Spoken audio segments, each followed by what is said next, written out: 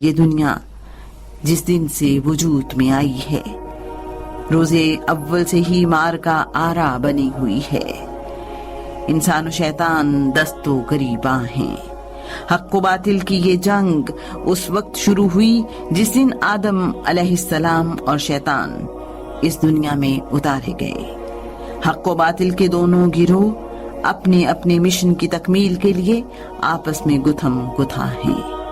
قرآن مجید میں اللہ تعالیٰ سورہ الحجر آیت نمبر 39 تا 40 میں ارشاد فرماتے ہیں کہ ترجمہ: شیطان نے کہا، اے میرے رب، چونکہ تو نے مجھے گمراہ کیا ہے، مجھے بھی قسم ہے کہ میں بھی زمین میں ان کے لیے معاصی کو مزین کروں گا اور ان سب کو بہکاؤں گا بھی، سوائے تیرے ان بندوں کے جو منتخب کر لیے گئے ہیں۔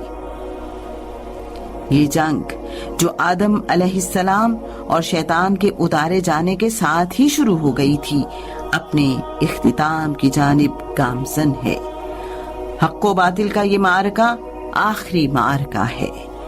اس معرکے کی پہلی لڑائی سیدنا آدم علیہ السلام کے زمین پر اترنے کے ساتھ ہی شروع ہوئی اور زمانہ چلتے چلتے آج آخری معرکے میں داخل ہو چکا ہے۔ ایک گروہ اللہ والا ہے، دوسرا گروہ ابلیس کے ماننے والوں کا ہے۔ اللہ نے انسانیت کی رہنمائی کے لیے نبیوں کا سلسلہ شروع کیا اور ان پر اپنی کتابیں نازل کی، جنہوں نے اللہ کا پیغام اس کے بندوں تک پہنچایا تاکہ وہ اللہ کے بتائے ہوئے احکامات پر عمل پیرا ہو کر جنت کی ابدی نعمتوں کے وارث بن جائیں۔ دوسری طرف شیطان اور اس کے چیلے انسانیت کو رب کائنات کے احکامات سے روکنے اور اس کی ناراضگی مول لینے کے لیے ایڑی چوٹی کا زور لگا رہے ہیں۔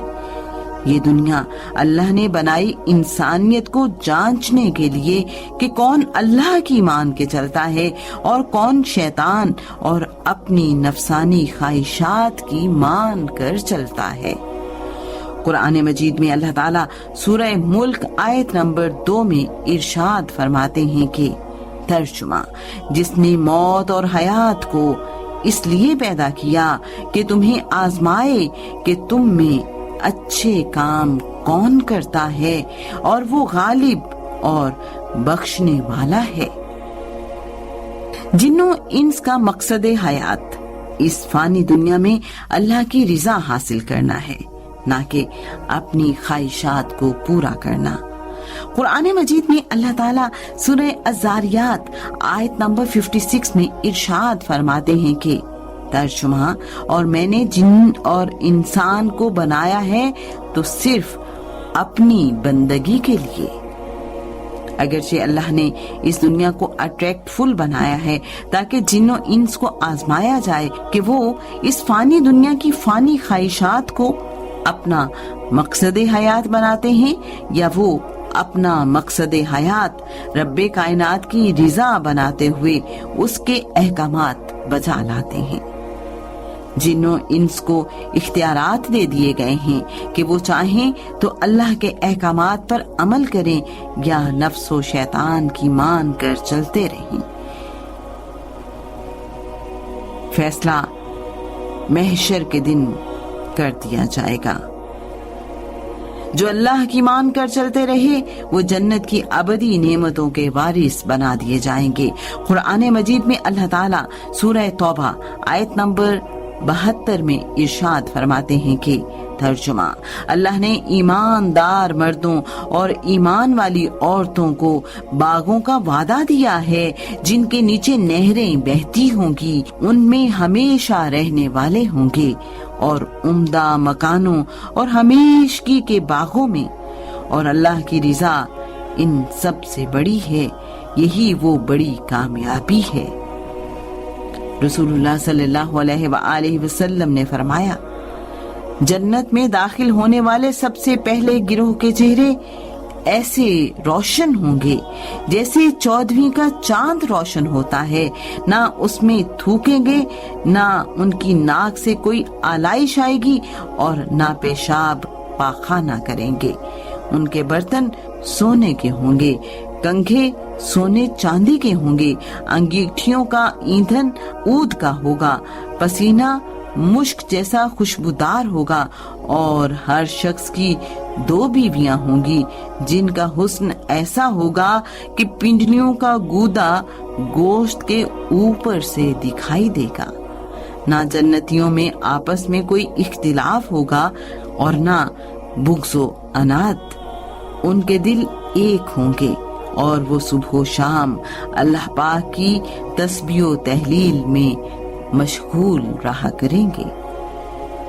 ریفرنس: صحیح البخاری حدیث نمبر 3245، 3246، 3254، مشکات المصابیح حدیث نمبر 5619۔ شیطان اور اپنی نفسانی خواہشات کی پیروی کرنے والے جہنم میں ڈالے جائیں گے۔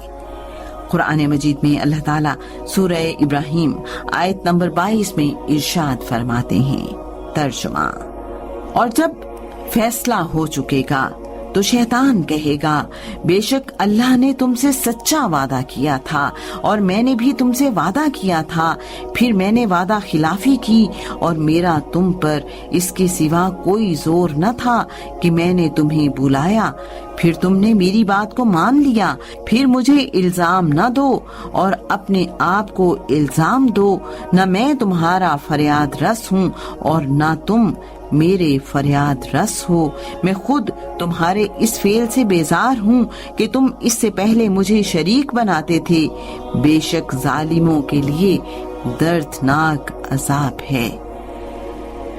رسول اللہ صلی اللہ علیہ وآلہ وسلم نے فرمایا، قیامت کے دن عذاب کے اعتبار سے سب سے کم وہ شخص ہوگا جس کے دونوں قدموں کے نیچے آگ کا انگارہ رکھا جائے گا اور اس کی وجہ سے اس کا دماغ کھول رہا ہوگا۔ ریفرنس: صحیح البخاری حدیث نمبر 6561، 6562 اور مشکات المصابیح حدیث نمبر 5667۔ جو لوٹ آئے تو پوچھنا نہیں، دیکھنا انہیں غور سے، جنہیں راستے میں خبر ہوئی کہ یہ راستہ کوئی اور ہے۔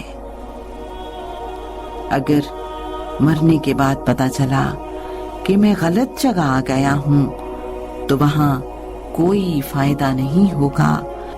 نشان منزل ہم نے مرنے سے پہلے ٹارگٹ کرنا ہے۔ میرے بھائیوں، وقت بہت تھوڑا رہ گیا ہے، عصر ہو چکی ہے، دن غروب ہونے کے قریب ہے۔ سیدنا آدم علیہ السلام اس معرکے میں اللہ کے گروہ کے پہلے سپہ سالار تھے جو شیطان کے ساتھ لڑے، اور ہمارے نبی مدینے کے تاجدار رحمت للعالمین صلی اللہ علیہ وآلہ وسلم اللہ کے آخری گروہ کے سپہ سالار ہیں۔ یہ معرکہ اختتام پذیر ہونے کے قریب ہے، اس لیے اپنے آپ کو ضائع مت کیجیے گا، ہمت مت ہاریے گا، بلکہ ڈٹ کر شیطان اور اس کی فوج کا مقابلہ کیجیے، صبر اور استقامت کا دامن نہ چھوڑیے گا۔ انشاءاللہ فتح اہل ایمان کی ہوگی اور شیطان کی ناک خاک آلود ہوگی۔